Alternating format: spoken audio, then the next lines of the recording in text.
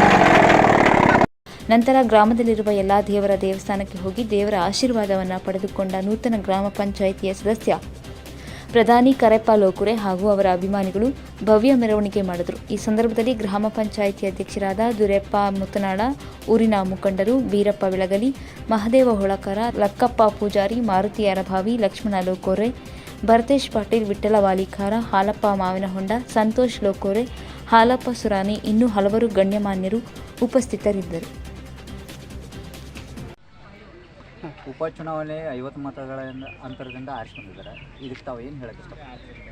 ಈ 50 ಮತದಿಂದ ಆರಿಸಿ ಬರೋಕ್ಕೆ ಶಾಸಕರ ಸತತ ಪ್ರಯತ್ನದಿಂದ ಹಾಗೂ ನಮ್ಮ 4ನೇ ವಾರ್ಡಿನ ಸಮಸ್ತ ಮತದಾರ ಬಾಂಧವರು ನಮಗೆ ಬೆಂಬಲ ಕೊಟ್ಟು ಸದಾ ನಮ್ಮ ಬೆನ್ನೆಲುಬಾಗಿ ನಿಂತು ಈ ಗೆಲುವಿಗೆ ಕಾರಣಭೂತರನ್ನು ಈ ಮೂಲಕ ತಮ್ಮ ಮೂಲಕ ಅಭಿನಂದನೆಗಳನ್ನು ತಿಳಿಸ್ತಾ ಇದ್ದೀವಿ.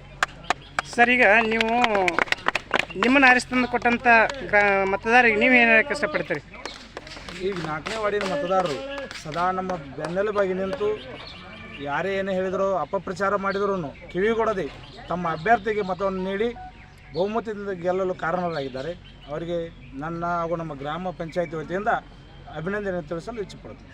ಸರ್, ಮುಂದಿನ ನಿಲುವೇನು ರೀ ನಿಮ್ಮದು? ಮುಂದೆ ಸಮಸ್ತ ಗ್ರಾಮವನ್ನು ಅಭಿವೃದ್ಧಿ ಮಾಡುವುದು ಹಾಗೂ ಅನುದಾನಗಳನ್ನು ಸಮರ್ಪಕವಾಗಿ ಬಳಕೆ ಮಾಡಿ ಜನರಿಗೆ ತಲುಪುವಂತೆ ಮಾಡುವುದು ನಮ್ಮ ಕರ್ತವ್ಯವಾಗಿದೆ. ನಿಮ್ಮ ಹೆಸರು? ವೀರಪ್ಪ ಮುತ್ತಾಂಗ್. ಆರಿಸಿ ಬಂದಿದ್ರಿ. ಈ ಗ್ರಾಮನ ಏನು ಮಾಡ್ಬೇಕಂತ ಉದ್ದೇಶ ಐತಿ? ಈ ಗ್ರಾಮನನ್ನು ಸುಧಾರಿಸ್ಬೇಕಂತ ಉದ್ದೇಶ ಐತಿ. ಹಾಂ, ಎಷ್ಟು ಮತದ ಅಂತರದಿಂದ ತಾವು ಆರಿಸಿ ಬಂದಿದ್ರಿ? 50 ಮತದಿಂದ ಆರಿಸಿ ಬಂದಿದ್ರಿ. ಈ ತಮಗೆಲ್ಲ ಈ ಅಭ್ಯರ್ಥಿಗಳು ಓಟ್ ಮೂಲಕ ತಮ್ಮನ್ನ ಆರಿಸಿ ತಂದಿದ್ದಾರೆ. ಇವ್ರಿಗೆ ಏನು ಹೇಳಕ್ಕೆ ಇಷ್ಟಪಡ್ತೀವಿ ತಾವು? ಅವರೆಲ್ಲರಿಗೂ ಧನ್ಯವಾದ ಹೇಳ್ತೀವಿ. ನಿಮ್ಮ ಹೆಸರು? ನಮ್ಮ ಹೆಸರು ಪ್ರಧಾನಿ ಕರೆಪ್ಪ ಲೋಕುರೆ. 50 ಮತಗಳ ಅಂತರದಿಂದ ತಾವೆಲ್ಲರೂ ಗೆಲುವು ಸಾಧಿಸಿದ್ದೀರಿ. ಇದರ ಬಗ್ಗೆ ತಾವು ಏನು ಹೇಳ್ತೀವಿ? ಈ ಧರ್ಮ ಮತ್ತು ಅಧರ್ಮದ ವಿರುದ್ಧ ಹೋರಾಟ ಆಗಿತ್ತು, ಜಾತಿ ಪದ್ಧತಿ ವಿರುದ್ಧವಾಗಿ ಹೋರಾಟ ಆಗಿತ್ತು. ಮತ್ತು ಎಲ್ಲ ಹಿಡಿದು ಗ್ರಾಮ ಪಂಚಾಯಿತಿ ಲೆವೆಲ್ ಎಲ್ಲರೂ ಅಡಚಣೆ ಮಾಡ್ಕೊತ ಬಂದಿದ್ರು. ಇನ್ನು ನಾವು ಒಂದು 9 ಈಗಾಗಲೇ ಒಂದು 50 ಮತ ಅಂತರದಿಂದ ಗೆದ್ದು ಗ್ರಾಮ ಸಂಪೂರ್ಣ ಸುಧಾರಣೆ ಮಾಡಿ ಮಾನ್ಯ ಶಾಸಕರ ಅನುದಾನ ಮತ್ತು ಗ್ರಾಮ ಪಂಚಾಯತ್ ಅನುದಾನ ಸಂಪೂರ್ಣ ಬಳಸಿ ಪ್ರತಿ ವ್ಯಕ್ತಿಗೆ ನಾವು ಗ್ರಾಮದ ಸವಲತ್ತನ್ನು ವಹಿಸ್ಕೊಂಡು ನಾವು ಇದು ಕರ್ತವ್ಯ ನಿರ್ವಹಿಸ್ತೀವಿ. ಸರಿ, ಗ್ರಾಮವನ್ನು ಸುವರ್ಣ ಗ್ರಾಮ ಮಾಡೋಕ್ಕೆ ನಾವು ಸಂಪೂರ್ಣ ಪ್ರಯತ್ನ ಮಾಡ್ತೀವಿ. ಶಾಸಕರ ಅನುದಾನ ತೊಗೊಂಡ್ಬರ್ತೀವಿ. ನಾವು ಗ್ರಾಮ ಪಂಚಾಯತಿ ಅನುದಾನ ಸಂಪೂರ್ಣ ಬಳಕೆ ಪ್ರತಿ ಮನೆ ಮುಡಿಸೋ ವ್ಯವಸ್ಥೆನ ಮಾಡ್ತೀವಿ.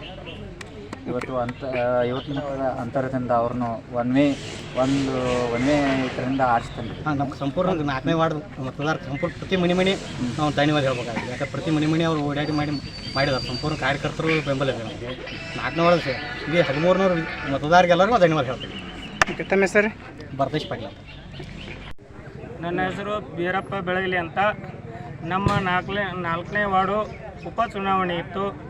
ಆದ ಕಾರಣ ತಾವೆಲ್ಲರೂ ನಮ್ಮ ಮತದಾರ ಬಂಧುಗಳು ಸಹಕರಿಸಿ ನಮಗೆ ಬೆನ್ನೆಲುವಾಗಿ ನಿಂತರು. ಆದ್ದರಿಂದ ನಮಗೆ ವಿಜಯಶಾಲಿ ಆಗಾಕ ಒಳ್ಳೆಯ ಅವಕಾಶ ಸಿಕ್ತು. ಅದರಿಂದ ನಮ್ಮ ಊರನ್ನು ನಂದನವನ ಮಾಡ್ತೇವೆ. ಅದಕ್ಕೆ ಎಲ್ಲ ಬೆನ್ನೆಲುವಾಗಿ ನಮ್ಮ ಜನ ನಿಂತ್ರಂದ್ರೆ ನಾವು ಎದುರಾಳಾಗಿ ಪ್ರತಿ ಪಂಚಾಯತಿಗೆ ಮತ್ತು ನಮ್ಮ ಗ್ರಾಮಸ್ಥರಿಗೆ ಒಳ್ಳೆಯ ಕೃತಜ್ಞತೆ ಹೇಳಲು ಇಚ್ಛೆ ಪಡುತ್ತೇನೆ.